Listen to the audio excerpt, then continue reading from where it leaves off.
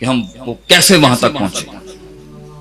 شک آ رہا ہے, شہوت آ رہی ہے, یقین ٹوٹ رہا ہے, ہمت ٹوٹ گئی ہے, نکد ہو رہا ہے, حقد ہو رہا ہے, حسد ہو رہی ہے, مذبذبین بین ذالک چل رہا ہے, لا الہ الا ہی کھڑا ہے یا لا الہ الا ہی کھڑا ہے, نہیں سنبھال پا رہا, نہ منافقتوں کو ڈیل کرنا آ رہا ہے, نہ یہ والی پارٹی ڈیل کرنی آ رہی ہے انذرتم ام لم تنذرہم لا یؤمنون, نہ چٹے منکروں کو ڈیل کرنا آ رہا ہے.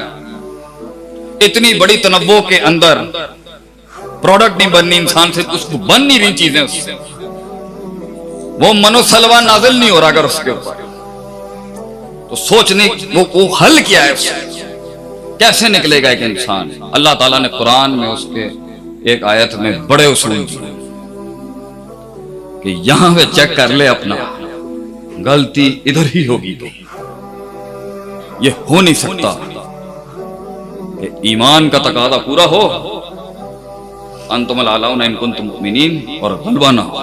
یہ نہیں ہو سکتا, یہ ممکن نہیں ہے, یہ دلیل نہیں بنتی اس محل میں.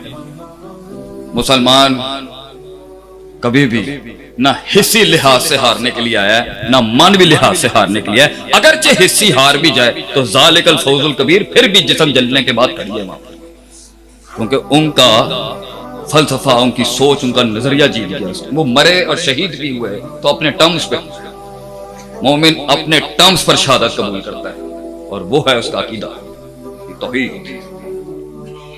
تو اللہ تعالیٰ فرماتا ہے قرآن میں,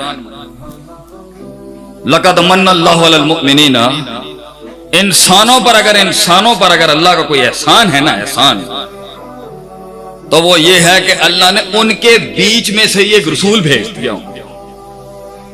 اسے ولا تکلنی الی نفسی طرفۃ عین نہیں کیا, اسے اس کے حوالے نہیں کیا کہ تو خود ڈھونڈ لے راستے, اور عقل کے حوالے نہیں کیا اللہ نے. اگرچہ عقل فساد اور نفع کو پہچاننے کی کچھ حد تک طاقت رکھتی ہے, مگر اصل نہیں بنایا اسے, عقل کو اصل نہیں بنایا, شرع پر مقدم نہیں کیا, ما انزل اللہ پر حوالے نہیں کیا انسان کو اس کی نفس. اللہ نے کہا احسان ہے میرا کہ میں نے مخلوق تخلیق کر دی, یہ احسان ہے. اگرچہ ولا الحمد فی الاولی والآخرہ, تو نہ بھی کر تو تب نہیں, جب کچھ بھی نہیں تھا تب بھی ہم تھی, جب کچھ بھی نہیں ہوگا تب بھی ہم تھی, ضرورت نہیں تھی, بنایا, اختیار دے دیا. یہ بھی احسان ہے, اللہ نے اختیار دیا.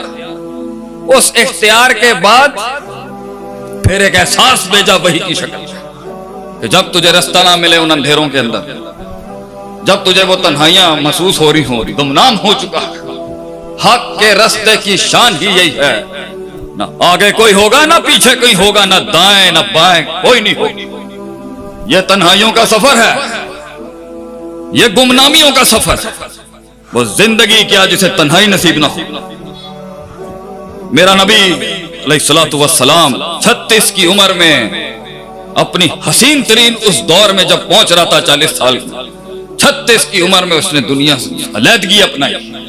کائنات کا سب سے بڑا لیڈر 36 سال کی عمر میں غار میں چلا گیا. وہ ضرورت تھی اس ٹائم پر, اس پاکیزگی کو, اس تنہائی کی ضرورت تھی, کیونکہ جنگیں آ گئے. اس سفر میں جنگیں, اور سب سے بڑی جنگ خارج میں نہیں ہوتی بیٹا, سب سے بڑی جنگ انسان اپنے آپ سے لڑتا ہے. تو کیا ہی زبردست مقولہ ہے عربی کا, من ادرک سیاست النفس ہی فقط ادرک سیاست الناس. جو اپنے نفس کی کلابازیوں کو ماسٹر کر گیا اور اس پر غالب ہو گیا, جو اپنے نفس کی افراد تفرید کو ماہر ہو کے سنبھال گیا, جو اپنے نفس کی کلابازیوں کو منہ دیکھ گیا, جو لڑ گیا اپنے آپ سے, اور اپنے اندر کی سیاستوں کو, جو اس کے اندر حق کے رستے پہ, تصحیح کے رستے پہ, تغییر کے رستے پر, انقلاب کے اس رستے پہ جب وہ گامزن کرتا ہے, تو نفس جو اندر سے بدماشیاں کرتا ہے, جو اس کو سنبھال گیا, وہ لوگوں پر بھی راج کر جائے گا. وہ سمجھ جائے گا کہ انسانوں کی نفسیات کیا. تو اللہ فرماتا کہ میں نے بڑی بات ہے تجھے تیرے حوالے نہیں کیا میرے بندے. جب انسان کو اختیار دیا ہے, دیکھیں اسے, اور اعتراض بھی تھا آسمانوں پہ, یتجعل فیہا من یفسد فیہا ویسفک الدماء, کہ پھر اختیار کی کہانی اللہ شروع ہو رہی ہے، پھر فساد ہوگا، پھر خون ریزی ہوگی۔ نے کہا میں جانتا ہوں جو تمہیں نہیں پتا۔ اللہ فرماتا ہے نبیوں نے آ کے 4 بڑے کام سکھائے قوموں کو، 4 بڑی چیزیں سکھائیں۔ ان میں سے پہلی جو ہے وہ شانیاں بیٹھی، یتلو علیہم آیات، وہ لوگ اللہ کے پیغام کو، اس روشنی کو، اس روح کو، اس نور کو صبح شام پڑھتے تھے۔ تلاوت قرآن نبیوں کا شیوا رہا ہے، ہمیشہ سنت رہی ہے ان کی، اور اولین ترجیح ہے۔ تو مبارک ہو اس ادارے کے ان بچوں کو، ان لوگوں کو جو نبیوں کے پہلے جہاد کا کام صرف کر رہے ہیں۔ آگے کی 3 چیزیں فکری ہیں بہت۔